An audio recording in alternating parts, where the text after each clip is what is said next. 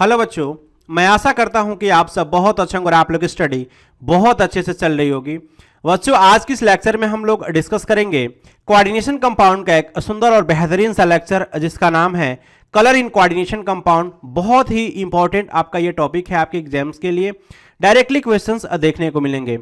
तो इस लेक्चर को शुरू करने से पहले मैं आपको बता दूं बच्चों, इस सीरीज में हम लोगों ने 12 लेक्चर डिस्कस कर लिए हैं कोऑर्डिनेशन कंपाउंड के, और इसी सीरीज में आपका ये लेक्चर नंबर 13 है। तो आइए शुरू करते हैं फिर आज का important lecture number 13 coordination compound का, जिसमें हम लोग डिटेल में डिस्कस करेंगे कोऑर्डिनेशन कंपाउंड में जो आपके रंग का कॉन्सेप्ट है, ये लॉजिक जो होते हैं हमारे कोऑर्डिनेशन कंपाउंड जो रंगीन होते हैं, इसके पीछे क्या लॉजिक है इसको हम लोग डिस्कस करेंगे।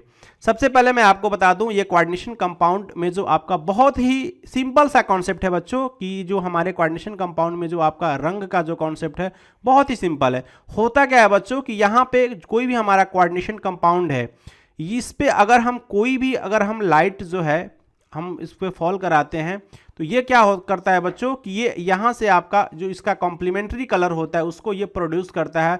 और प्रत्येक जो हमारे कोऑर्डिनेशन कंपाउंड के जो आपके कलर होते हैं, प्रत्येक कलर का आपका क्या होता है, कोई ना कोई आपका कॉम्प्लीमेंट्री कलर होता है। और वो आपको कॉम्प्लीमेंट्री कलर जो होगा, जो इस पे आप गिराते हो जिस कलर को, वही आपका जो प्रोड्यूस होगा वो हमारा कॉम्प्लीमेंट्री कलर का जो रंग होगा वही आपको देखने को मिलेगा। ये कोऑर्डिनेशन कंपाउंड में जो कॉम्प्लीमेंट्री कलर जो होते हैं कुछ इस प्रकार के होते हैं बच्चों।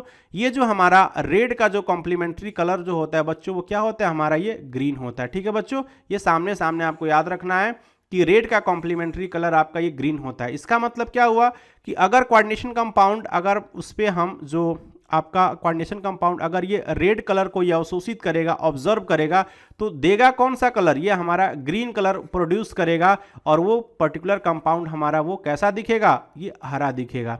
ठीक उसी प्रकार से बच्चों ये आपको समझना है कि ये हमारा ऑरेंज जो हमारा ये कलर है, इसका जो आपका ये कॉम्प्लीमेंट्री कलर जो है हमारा ब्लू है। तो अगर हम कोऑर्डिनेशन कंपाउंड में अगर आपका ये ऑरेंज जो कलर है, अगर ये इसको ऑब्जर्व करेगा वो पर्टिकुलर कोऑर्डिनेशन कंपाउंड, तो दिखेगा किस कलर का, ये हमारा ये ब्लू कलर का दिखेगा। ठीक है बच्चों, ठीक उसी प्रकार से ये हमारा अगर ब्लू को एक दूसरे के अगर जो कॉम्प्लीमेंट्री है, तो चाहे आपका ये ऑरेंज अवशोषित करेगा तो दिखेगा कौन, हमारा ब्लू दिखेगा। अगर ये ब्लू अवशोषित करेगा तो हमारा दिखेगा ऑरेंज कलर। ये आपको समझना है।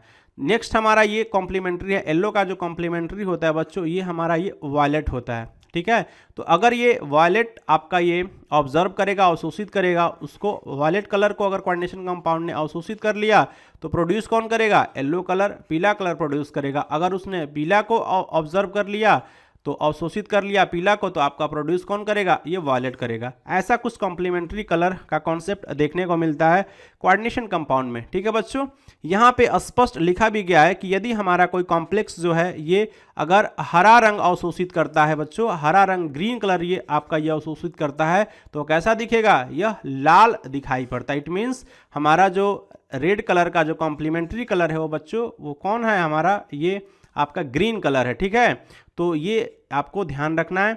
यहाँ पे आपको जो कुछ जो आपके कॉन्सेप्ट हैं इस एग्जाम्पल के थ्रू हम बहुत आसानी से समझ सकते हैं कि ये हमारे जो कॉन्सेप्ट होते हैं, जो कलर जो होता है कोऑर्डिनेशन कंपाउंड में, उसको हम CFT क्रिस्टल फील्ड थ्योरी के बेस पे बहुत आसानी से समझ सकते हैं।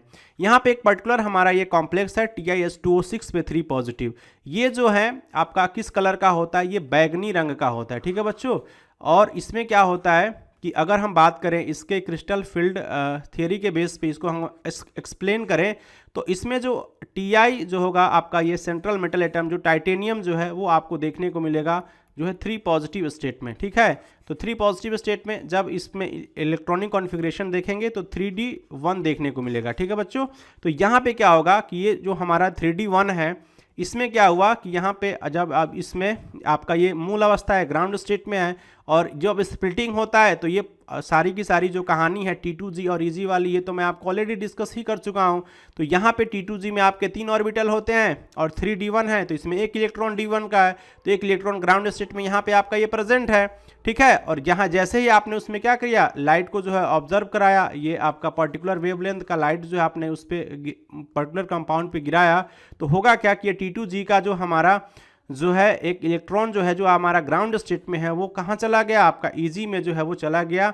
ये आपका एक जो है उत्तेजित अवस्था में एक्साइटेड स्टेट में, जो एक्साइटेड स्टेट में जो हमारा एक इलेक्ट्रॉन जो इसमें था, जो आपका ग्राउंड स्टेट में T2g में, वो कहाँ चला गया, Eg में चला गया। और Eg में जाने के बाद से, क्योंकि देखिए यहाँ पे भी आपका d ऑर्बिटल है T2g और Eg का भी d है, तो इसमें यहाँ पे क्या हुआ कि ट्रांजिशन देखने को मिला। एक इलेक्ट्रॉन जो हमारे ग्राउंड स्टेट में थे, T2g में थे, वो कहाँ चले गए, वो Eg में चले गए। इसलिए इस कॉन्सेप्ट को बोलते हैं बच्चों dd ट्रांजिशन। और dd ट्रांजिशन की वजह से जो है कोऑर्डिनेशन कंपाउंड में ये कलर देखने को मिलता है, ठीक है। लेकिन यहाँ पे आपको इंपॉर्टेंट कॉन्सेप्ट समझना है कि अगर आप लिगेंड को ही हटा दे, किसी कोऑर्डिनेशन कंपाउंड में लिगेंड को ही हटा दे, अगर लिगेंड एब्सेंट है बच्चों, तो क्रिस्टल फील्ड स्प्लिटिंग होगा ही नहीं। और क्रिस्टल फील्ड स्प्लिटिंग होगा ही नहीं तो उस पदार्थ का कलर क्या होगा, कुछ कोई कलर नहीं होगा, वो रंगहीन हो जाएगा, कलरलेस हो जाएगा। और इसको बहुत आसानी से समझ सकते हैं बच्चों। एक एग्जांपल में TiH2O6 पे आपका ये Cl3, यहाँ पे क्या है, TiH2O6 जो है हमारा एक्वा लिगेंड है H2O6। और जैसे आपने इसको क्या किया, गर्म किया, पानी से गर्म करने के बाद से क्या होगा कि जो एक्वा लिगेंड है वो क्या होगा, वो बाहर निकल जाएगा, जल बाहर निकल गया। और जल जैसे ही बाहर निकला, उसमें से आपका लिगेंड का कॉन्सेप्ट ही खत्म हो गया और लिगेंड नहीं बचा, तो हमारा ये Cl3 केवल रहेगा TiCl3। तो इस कंडीशन में हमारा जो कंपाउंड का जो कलर था वो गायब हो जाएगा, वो कलरलेस हो जाएगा, रंगहीन हो जाएगा, ठीक है बच्चों। आई होप आपको ये प्यारा सा कॉन्सेप्ट समझ में आया होगा। यहाँ पे वो सारे के सारे जो पॉइंट है ये मेंशन है आपके नोट्स में, जो आप बहुत ही जो है आसानी से अपने एग्जाम में ये सारे के सारे पॉइंट लिख सकते हैं, ठीक है बच्चों। तो यहाँ पे लिखा भी गया है, आपसे ऑब्जेक्टिव में पूछ भी सकता है कि जो हमारा कोऑर्डिनेशन कंपाउंड में जो रंग जो होता है वो किसकी वजह से होता है, किसके कारण से होता है। तो आप बता सकते हैं कि कोऑर्डिनेशन कंपाउंड में जो रंग जो होता है इलेक्ट्रॉन के dd संक्रमण या ट्रांजिशन के कारण होता है। ये इंपॉर्टेंट आपका ये फैक्ट है, आपके एग्जाम्स के लिए बहुत ही ज़्यादा इंपॉर्टेंट है। यहाँ पे कुछ आपके कंपाउंड है, यहाँ पे देखिए, यहाँ पे क्या है कि CONH3 5Cl ये आपके 2 पॉजिटिव। यहाँ पे देखिए जो हमारा ये पीला जो आपका ये कलर है, इसका कॉम्प्लीमेंट्री या अवशोषित जो है हमारा पीला, कोई कोऑर्डिनेशन कंपाउंड ने ऑब्जर्व किया, ये वाला कंपाउंड जो है पीला को ऑब्जर्व किया, अवशोषित किया, तो ये उसका जो आपका ये कॉम्प्लीमेंट्री कलर बैगनी है, तो ये बैगनी कलर जो का वो कंपाउंड जो है आपको ये दिखेगा, ठीक है बच्चों। यहाँ पे देखिए CONH3 5H2O 3 पॉजिटिव, ये इसका ये नीला है आपका, तो इसका नीला का जो हमारा जो कॉम्प्लीमेंट्री है वो आपका लाल कलर है, तो ये आपको देखने को मिलेगा, ठीक है। ठीक इसी प्रकार से CONH3 6 पे 3 पॉजिटिव, इसका जो है आपका जो अवशोषित करेगा वो लाइट हमारा नीला करेगा, दिखेगा कौन सा कलर आपको, ये पीला दिखेगा, ठीक है।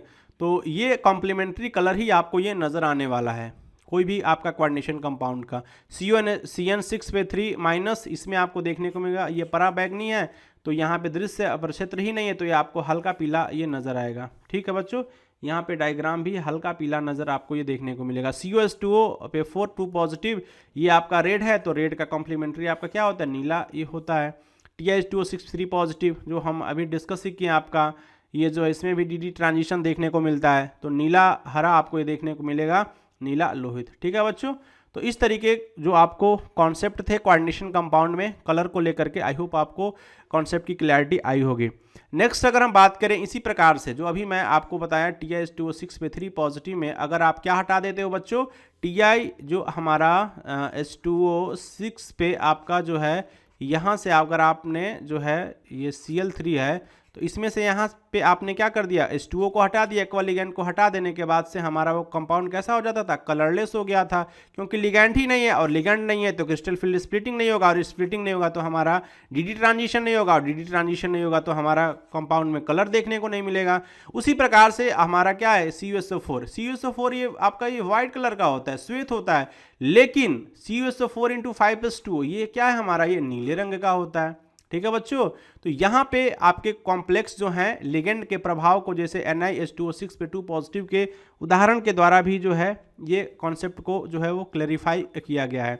यहाँ पे होता गया बच्चों NiH2O6 पे ये हमारा ये पर्टिकुलर हमारा ये कॉम्प्लेक्स है, इसमें जो आपका बाइडेंटेट लिगेंड एथिलीन 1,2 डायमीन, जिसको हम एथिलीन डायमीन कहते हैं, ये जो इसका अलग अलग रेशियो में देखने के बाद से जो है ये हमारा एथिलीन डायमीन और निकल का जो रेशियो है 1:1, 2:1 और 3:1, ये हमारे 3 कंडीशन में अगर ये देखने को मिलता है, तो अलग अलग जो है हमारा ये कलर देखने को मिलता है। इसका रेशियो बदलने के बाद से जो हमें अलग अलग डिफरेंट कलर नज़र आते हैं।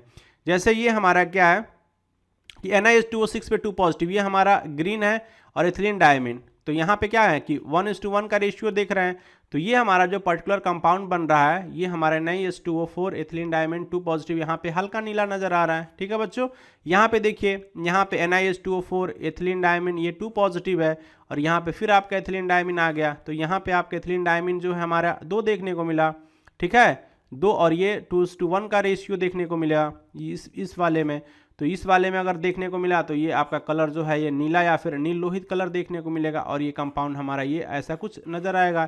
NiH2O2 एथिलीन डायमीन ये आपका 2 और ये 2 पॉजिटिव। ठीक, और यहाँ पे देखिए ये एग्जाम्पल के थ्रू समझाया गया बच्चों। NiH2O पे 2, एथिलीन डायमीन पे हमारा कितना है 2 है और यहाँ पे क्या है आपका एथिलीन डायमीन है।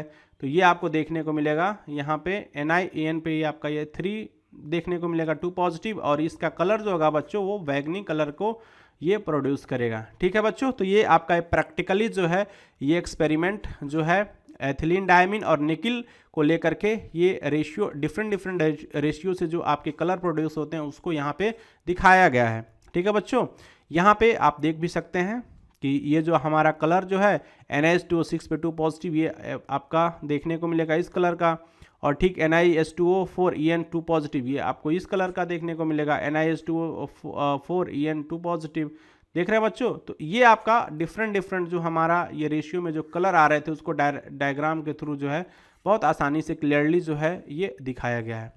ठीक है बच्चों, चलिए इसी के साथ ये जो हमारा सुंदर सा टॉपिक था कोऑर्डिनेशन कंपाउंड में जो कलर के लेकर के आपको जो भी कंफ्यूजन होगा आज के बाद से ये कंफ्यूजन आपका ये दूर हो गया होगा। तो मिलेंगे आपसे नेक्स्ट लेक्चर में कोऑर्डिनेशन कंपाउंड के। आई होप इन सारे ही लेक्चर को आप बहुत अच्छे से एंजॉय किए होंगे और मैक्सिमम मार्क्स आप अपने एग्जाम में स्कोर करेंगे। तो मिलेंगे आपसे नेक्स्ट क्लास में, तब तक के लिए आप खुश रहें बच्चों और अच्छे से पूरी ईमानदारी के साथ अपने पढ़ाई को जारी रखिएगा। थैंक यू बच्चों।